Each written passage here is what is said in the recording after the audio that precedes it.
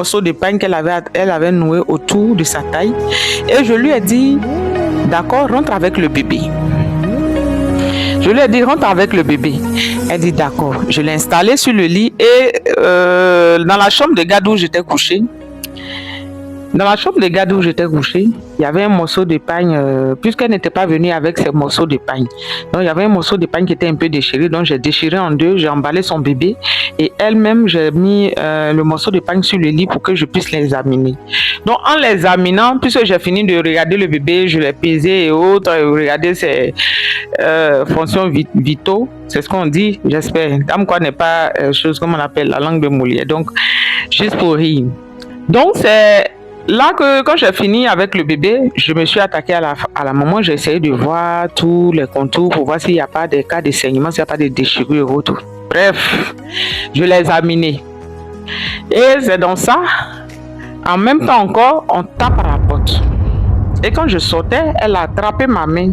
Sa main était glacée. J'ai eu des frissons pas possibles. Mais bon, je me suis dit, bon, comme elle était quittée dans la fraîcheur, donc c'est pourquoi elle était aussi glacée que ça. J'ai dit, tu as froid? Elle dit non, qu'elle n'a pas froid. J'ai dit, mais ta main est très glacée. Et elle m'a regardé droit dans les yeux. Ses yeux brillaient comme s'il y avait de la lumière dans ses yeux. Donc j'ai pris peur. J'étais là, j'ai dit, ben, qu'est-ce qui se passe? Mais qu'est-ce qu'il y a? Et elle m'a dit, merci beaucoup, Tanti, que tout ce que tu cherches dans ta vie, que Dieu te le donne. J'ai dit, Amen. Donc, je suis en train de la taquiner encore. Je dis, bon, je n'ai pas encore fini avec toi. Et puis, tu es là, tu me bénis seulement. Attends, il est fini avec toi. Quand il est fini avec toi, là, on va faire notre palabre là maintenant. Et elle a commencé, elle a lancé un léger sourire. C'est comme si c'était un sourire d'adieu. Et moi, la pauvre dame que je suis, je faisais mon travail. Normalement, je ne savais pas. Et c'est dans ça, quand ils ont tapé à la porte, je suis arrivée. C'était son mari. J'arrive, je ne savais pas que c'était son mari.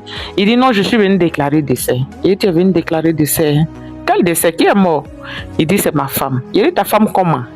Il dit non, que ma femme a accouché à la maison tout de suite là même et elle est décédée. Donc je suis venu chercher quelqu'un pour aller voir puisque l'enfant aussi n'est pas resté.